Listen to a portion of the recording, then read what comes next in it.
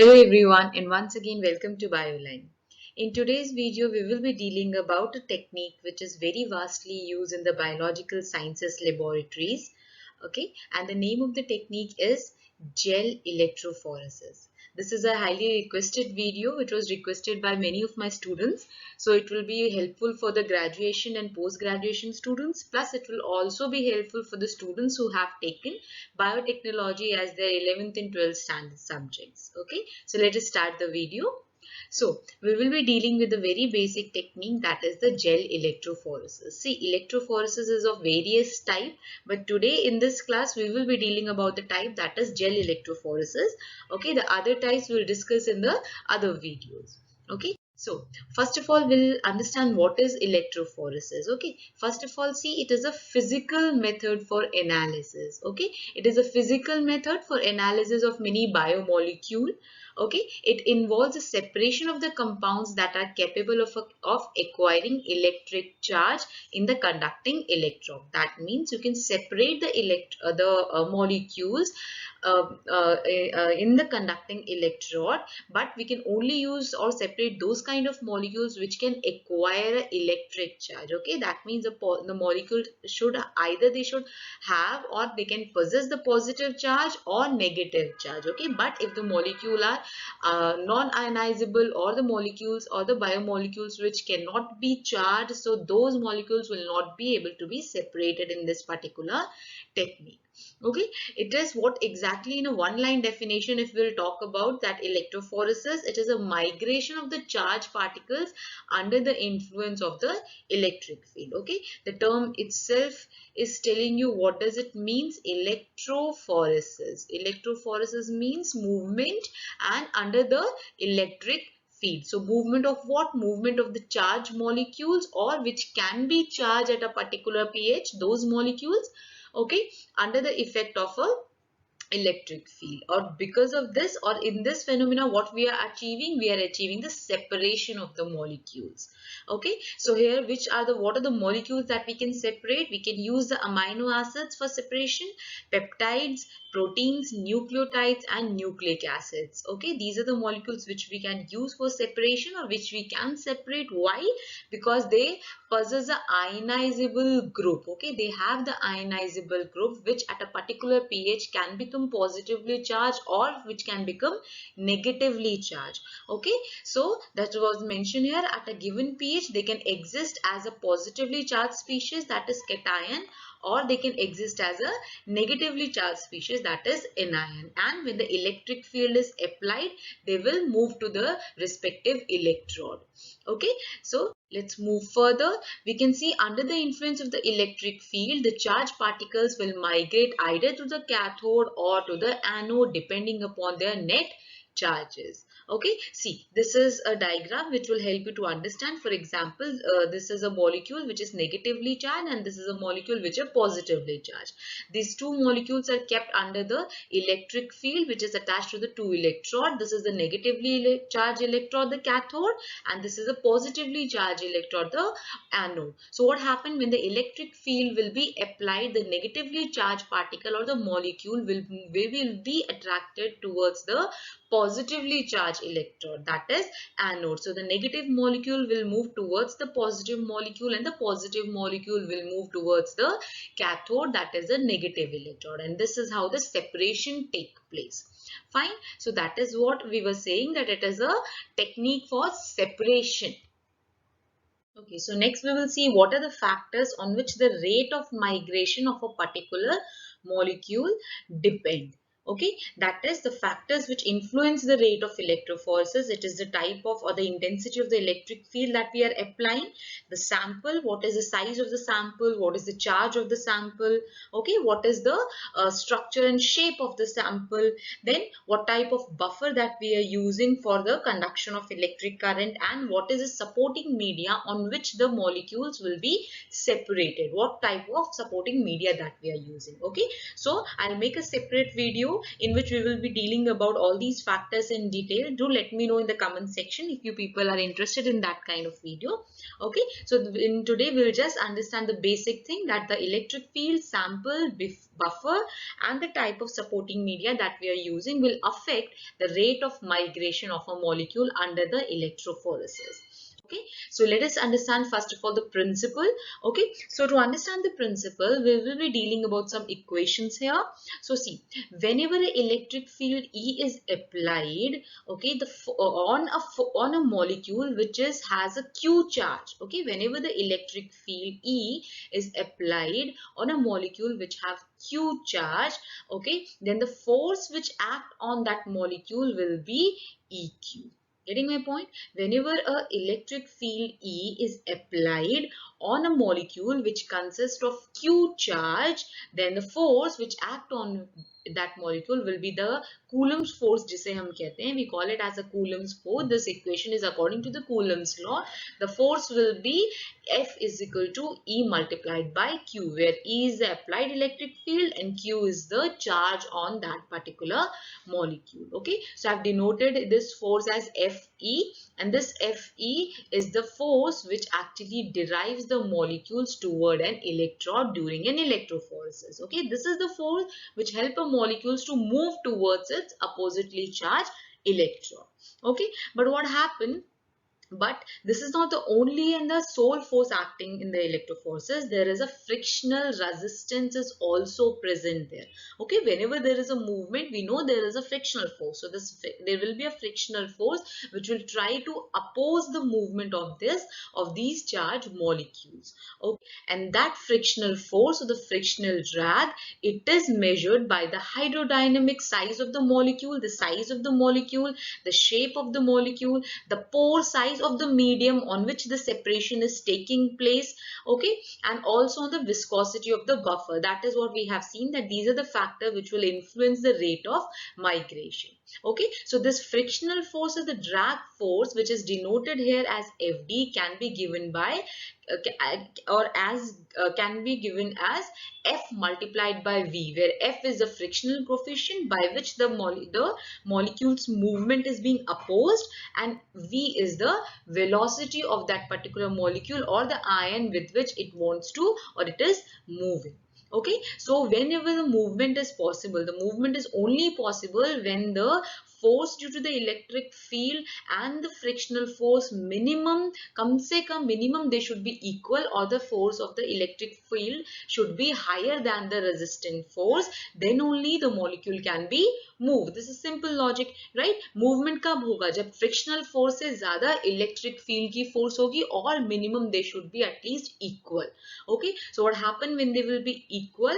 This we can write Fe, that is force given by the force which is given by the electric field, Coulomb's force, is equal to the frictional force, that is E multiplied by Q, is given by F, or it is equal to F multiplied by V. Okay, by this equation we can get V is equal to E multiplied by Q divided by F, that is the velocity. We can get the value of velocity of the moving molecule. Okay, by this equation we can get the velocity of the moving molecule. Okay, now that is what I have mentioned here. The velocity V of a charged molecule in an electric field is given by this equation, where F is the frictional coefficient.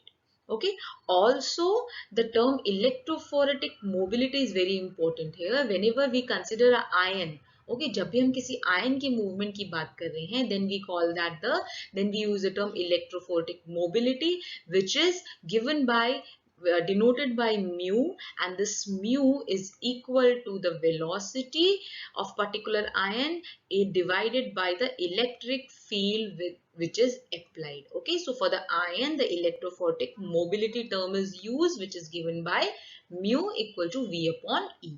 Okay, so when the potential difference, or we can say when the electric field is applied, the molecule with different overall charge will begin to separate owing to their different electrophoretic mobility. That means whenever you will apply the electric field, the molecule will separate. Okay, they will separate depending upon their electrophoretic mobility. Okay, how much they can move in that electric field. Okay, what is their velocity in a given electric field that will allow them to move in that particular electrophoresis.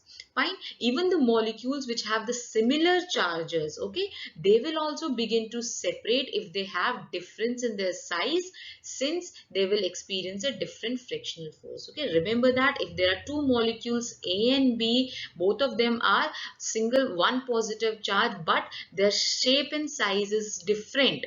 Okay, तो भले ही उनमें charge same हो, but if their shape and size is different, they will migrate or move at a different speed. They will move or separate at a different speed. Why? Because they will face different frictional force. Why? Because their shape and size is different. Okay, भले ही the charges same, but the shape and the size is different. That's why they will be separating at a different speed. Okay, so after this we'll see what are the material required for the gel electrophoresis. See, in the gel electrophoresis also we have three major type of gels. Okay, I'll make a video in which I'll just discuss about all these kind of classification. The first kind of gel that we will see is a agarose gel. Okay, then we have a page, that is polyacrylamide gel. Okay, and we also have a starch gel electrophoresis. So the various, we have majorly three type of gels: the agarose gel, the page, and the starch gel. Today we will be discussing or keeping our discussion focused on the agarose gel. Okay, so for agarose gel, what are the materials that we required? We require a electrophoresis chamber. There should be the agarose gel. There should be a gel casting tray on which we will prepare the gel. There should be a buffer which will be acting as a medium, which will help in the conduction of electricity. We need a staining dye, we need a comb, we need a DNA ladder, and we need the samples to be separated.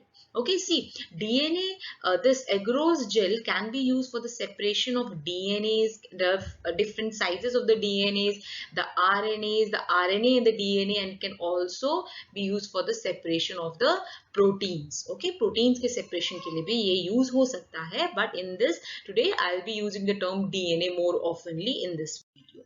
Okay, this is the diagram. You can see this is the electrophoretic tank in which the buffer is filled. Okay, this is the cover of the tank in which the two electrodes are there. One is the red and the other one is the black. Okay, they will be connected to the power pack here. Okay, and this is the gel casting tray, and in this we will be keeping the comb so that the wells will be formed. So what are wells and all, we will discuss in this further videos. Okay, so the type of gel that we are using here is agarose gel. Okay, so we'll understand a little bit about the agarose. What is agarose? Agarose is a linear polysaccharide. Remember, it is a polysaccharide, that means a carbohydrate, and it is extracted from the seaweeds. Okay, it is extracted from the seaweed से extract किया जाता है. Okay, and this linear agarose is made up of a repeating unit agrobiose. Okay, so agrobiose की repeating unit से ये बना हुआ है. Okay, further this agrobiose has a alternate unit of galactose and 3,6 anhydrogalactose. Okay, that means these two will combine and form agrobiose. Okay, and these agrobiose will form, multiple agrobiose will combine together and they form the agarose like this. Okay, so ये तीन level पे बात है. This is the first level, the two units. Then we have, they will join together to form agrobiose, and then agrobiose units will join together to form agarose. Okay, generally the concentration of agarose that we use for this electrophoresis is 1% to 3% agarose gel हम prepare करते हैं. How does the agarose gel is prepared? We have the agarose gel in the form of the powder. Okay, so we will suspend the dry agarose powder in the appropriate buffer that we will be using. Buffer में आप इसे mix करेंगे and then we will boil the mixture. Okay, because the agarose is not very much soluble, easily soluble नहीं होता है in the buffer, so we have to boil the mixture. Once the mixture is boiled, it will give you a transparent solution. Okay, then we have to allow to cool it down for some time, and then we will add a agent or a chemical known as ethidium bromide. This is a very important chemical. We'll discuss about this in the next slide. Okay, after cooling of this solution, we will add the ethidium bromide, and then we will pour the gel into the gel casting tray and allow it to cool down at the room temperature and the liquid gel will become rigid gel. ठीक है, liquid gel rigid gel में convert हो जाएगा. Okay, so what happened when the यहाँ पे क्या हो रहा है, the liquid gel is converting into the rigid gel. That means a kind of semi-solid structure आपको यहाँ पे मिलेगा. Semi-solid gel में convert हो जा रहा है liquid gel. Okay, so what is happening here? This is gelling is due to the inter and the intramolecular hydrogen bonding between the agarose chain. During this cooling process, what is happening? There will be the formation of inter and intramolecular hydrogen bonding, okay, between the agarose gel, and as a result, the gel will become rigid in structure. Okay, this is the diagram. You can see what is happening here. Initially, when the gel was in this open linear forms, when you will heat it, it will start gaining this kind of structure. It will start combining to each other, and then after heating, if you will just allow it to cool, we will see the gel will form these kind of network, and this are the pores. It will form small pores because of the inter and the intramolecular hydrogen bonding. Okay, so this is how these kind of, here also there will be a pore, here will be a pore, there will be a pore. Okay, kind of network will be formed like this, a net like structure will be formed. Okay, and these are the pores here. So these are the pores which will form after the solidification of the gel. Okay, these pore size can be controlled by the percentage of gel that we are using. Okay, if you want large pore, then we will use low concentration of agarose, and if you want smaller pore, then you will use high concentration of agarose. Okay, so a simple si baat hai, if you use 1% agarose gel, the pore size will be comparatively larger, and if you use 3% agarose gel, the pore size will be comparatively smaller. ठीक है, जितना ज्यादा jail आप use करेंगे उतना ज्यादा यहाँ पे टाइट पैकिंग होगी. इस तरह से कूलिंग के दौरान, हीटिंग एंड कूलिंग के दौरान there will be tight packing and the pore size will be very small, and जितना कम आप जेल यूज करेंगे, the size of the pore will become much larger. Okay, this is all about agarose, and little bit let's see about the ethidium bromide which we have added before pouring the gel into the gel casting tray. ठीक है, agarose jail जो हमने prepare किया है, जो हमने अभी देखा प्रिपेयर किया था एग्रोस जेल का सॉल्यूशन, उसको हमने कास्टिंग ट्रे में डालने से पहले we have added ethidium bromide. What is this ethidium bromide? Is actually a intercalating agent. Okay, this is a intercalating agent. Fine, what it will do, it will insert itself into the or between the base pairs of the double helix. Okay, this is the double helix, these are the base pairs. It will enter this ethidium bromide, will insert itself in this particular area, and then what will happen, it allows us, okay, why we are using this? We are using this ethidium bromide because it allows the convenient detection of the DNA fragment in the gel. Okay, after the electrophoresis is done, okay, we will see how the migration is taken place. हमें ये देखना है कि कितना migration हुआ, separation हुआ तो कैसे हुआ. So we will use UV light. Under the UV light, we will see the DNA. We can only see the DNA with the help of this ethidium bromide. Why? Because ethidium bromide will produce fluorescence. ठीक है, under the UV light, it will produce fluorescence. You can see this orange or reddish orange color of the colors. This color is due to the ethidium bromide. This ethidium bromide will only intercalate with the DNA. Okay, so ये उसी जगह पे fluorescence करेगा जहाँ पे DNA present होगा. So we can see where is the DNA located in our gel. So that is what it is mentioned. It will allow the convenient detection of the fragments of the gel, fragments of the DNA in the gel after its separation under the UV light. Okay. So, well, let us see how we prepare the sample here. We are talking about the sample that is a mixture of the DNA. That is, we will be having different fragments of DNA, different length of the DNA. Okay, different length के हमारे पास fragments होंगे. We have the different DNA of different size in a sample. Okay, this is our sample जिसमें हमारे पास बहुत सारे DNA हैं जो अलग अलग length के हैं, and we want to separate it. So that will be our sample, and this sample is before loading into the gel, it is loaded into the mix with a loading buffer. So what this loading buffer contain? Loading buffer contain glycerol, sucrose or ficol. Why? So that the density of the sample may be increased, and when you are loading the sample into the gel, sample should remain in the gel. in the well. It should not come out from the well. Okay, the next is a color dye, which can be xylene xylol or it can be bromophenol blue, which will help us to monitor the movement of the DNA molecules during the electrophoresis move process. Okay, this is the diagram. So we can see what is this. This is the gel casting tray in which we have added combs. Okay, and this is the agarose gel solution in which already the ethidium bromide is added, and then we are pouring this gel into the gel casting tray. Okay, then what we will do, will allow this gel to solidify. Okay, and then slowly after the solidification we will remove the comb. Once we will remove the comb, what will happen, in this area the gel was not present. Why? Because comb was present. So there will be small well like structures will be created here with the help of the comb. So these are the sample wells. These are known as the wells. What we will do, after loading the sample, after mixing the sample with the loading buffer, we will insert our sample in these gels like this. In the third step, we are inserting or loading the sample in the well like this.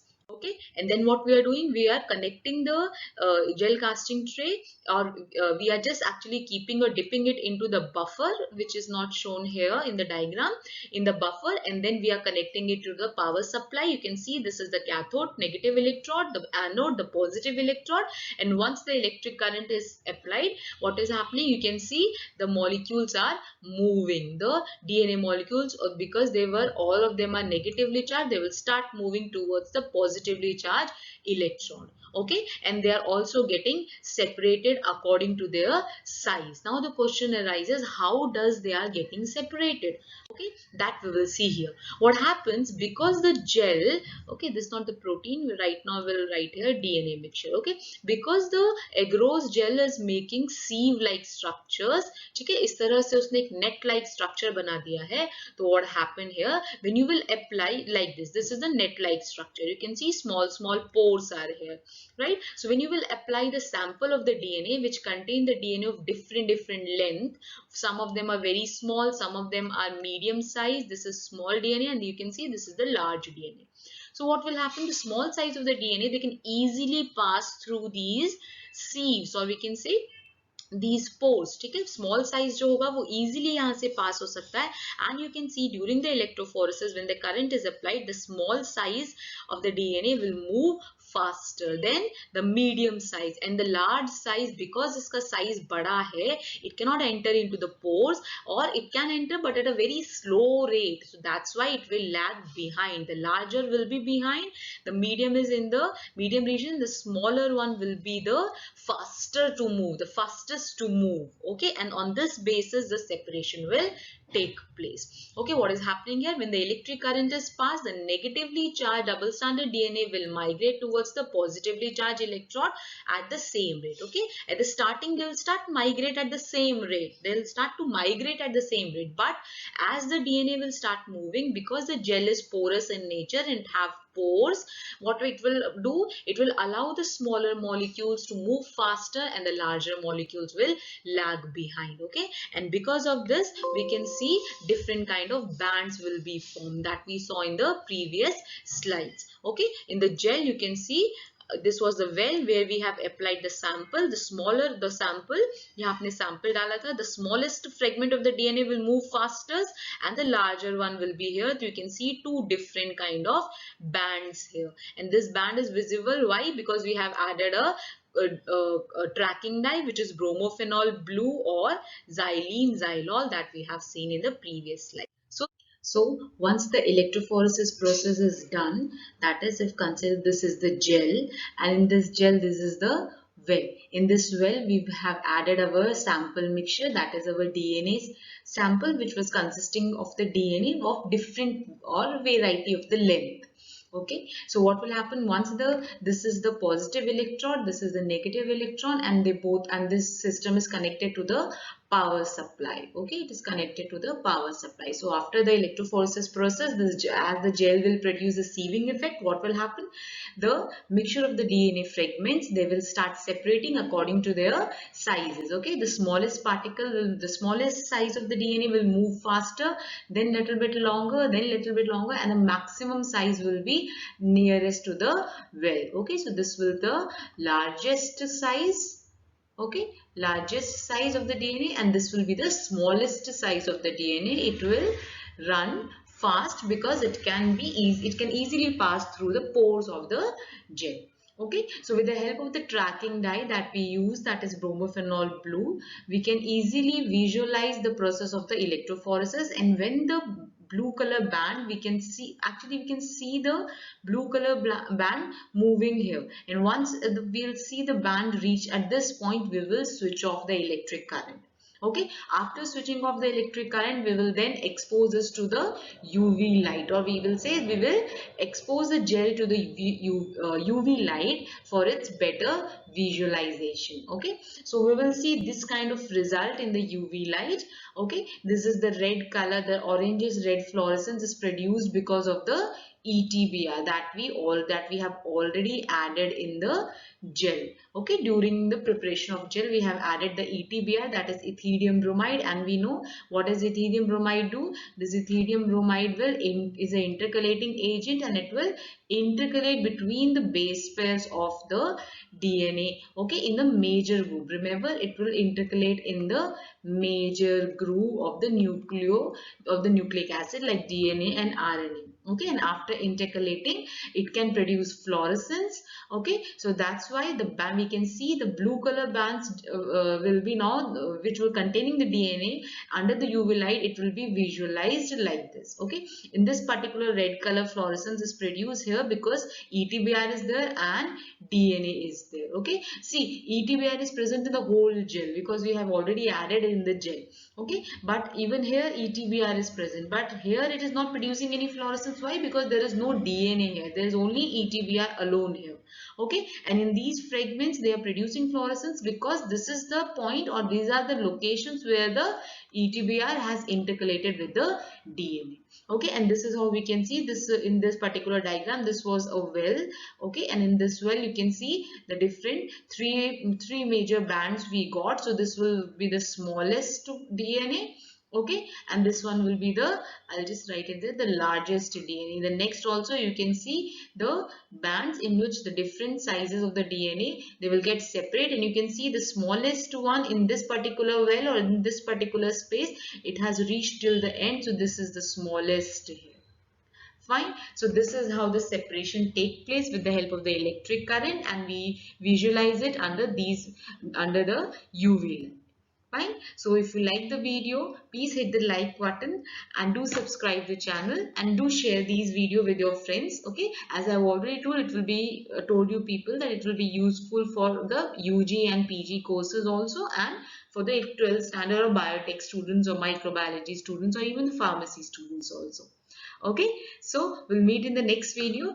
Okay, thank you everyone.